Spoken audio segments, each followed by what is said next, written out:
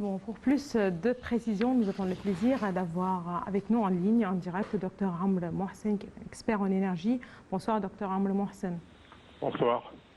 Justement, on parle de mesures sans précédent pour faire face à cette crise actuelle, une crise sans précédent, comme je viens de le dire, et comme en fait l'a précisé le chef du gouvernement, Dr Moustapha Medbouli.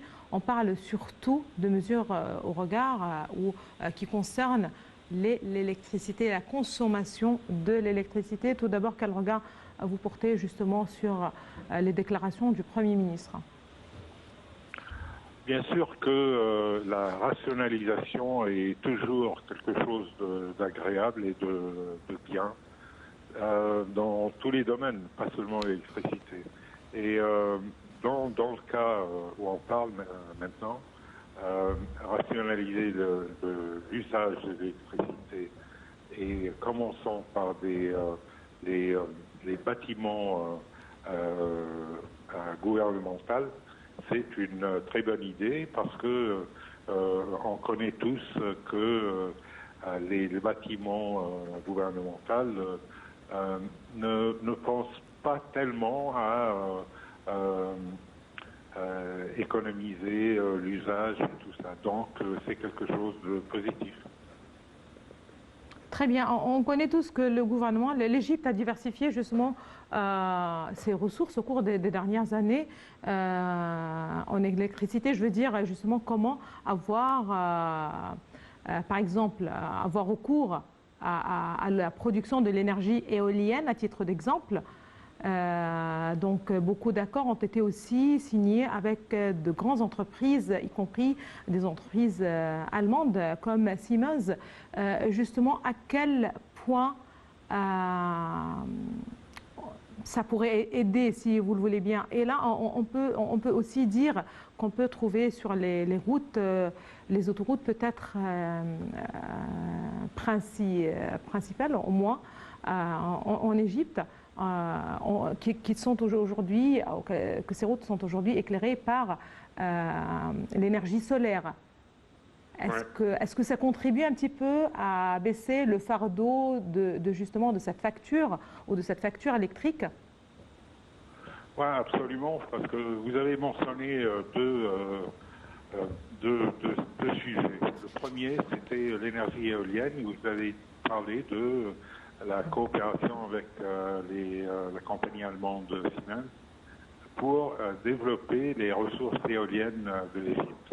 Alors, sur ce point-là, je peux juste faire un petit commentaire. C'est vous savez que la zone du côté ouest de Golfe de Suez, c'est-à-dire, disons, de la cité de Suez jusqu'à Hurghada, on a un couloir très riche en ressources d'énergie éolienne. Et les Danois ont fait une étude qui a duré 15 ans dans les années 90. Et la conclusion était que ce petit couloir possède une ressource de 20 000 mégawatts de ressources éoliennes. Donc on peut générer 20 000 mégawatts d'électricité, ce qui est très important. C'est-à-dire considérant que toute la production de l'Égypte aujourd'hui en électricité est 60 mégawatts, donc 20 mégawatts, c'est quelque chose de considérable. Et jusqu'à maintenant, ce qu'on a développé à Zarfarana et toutes ces turbines éoliennes qu'on regarde en passant l'autoroute vers Hurghada et tout ça, en total, ça fait 1,5 gigawatts ou bien 1500 mégawatts. Donc on a une ressource de 20 000, on a développé 1500. Donc il reste beaucoup de travail à faire. Il y a une opportunité énorme de mettre en coopération avec les Allemands, Siemens Gamesa, plus de turbines éoliennes et ça pourrait vraiment générer une partie signifiante de la production de l'électricité en Égypte. Donc ça, c'est le premier point. Le deuxième point, vous avez parlé de l'énergie solaire. L'énergie solaire. Voilà. Donc, on a tous vu il y a un an et demi, l'inauguration de la centrale Bin Ben, près de Luxor. Et, le plus grand au Proche-Orient, si je ne me trompe pas. Puissance générale est à peu près 1500 MW. Donc, on a maintenant des plans pour avoir plus de centrales d'énergie solaire PV, photovoltaïque, similaire que de Binban, et distribuées sur la surface du pays, pas seulement dans le sud, mais on commence maintenant à parler d'une idée vraiment géniale pour les centrales de panneaux solaires photovoltaïques, et c'est avoir une centrale sur au sud du barrage, du haut barrage, c'est-à-dire dans le lac Nasser.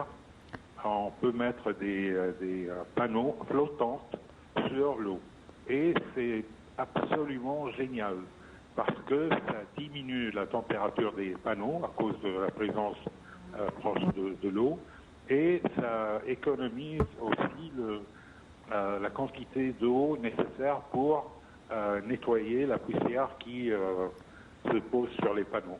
Donc ça, c'est génial, et j'aimerais bien que ça démarche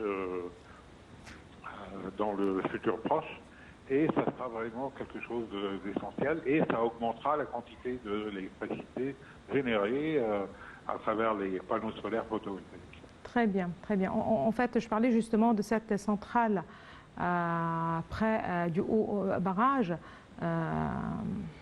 C'est cette centrale peut-être la plus grande dans la région. Merci beaucoup à vous, cher monsieur, de vos précisions. Là, justement, on enchaîne avec le dossier de ce soir, à savoir la culture et la jeunesse. Il faut justement rappeler que des jeunes de différentes nationalités, couleurs et religions ont été invités justement à échanger leurs expériences et leurs points de vue durant justement la 4e édition du Forum mondial de la jeunesse. Nous allons parler avec beaucoup plus de détails aussi de ce Forum de la jeunesse, non pas seulement de cette édition, mais de nombreuses éditions de Forum pour la jeunesse. Ça va être tout à l'heure. À présent, une petite pause, madame, monsieur, et on se retrouve juste après.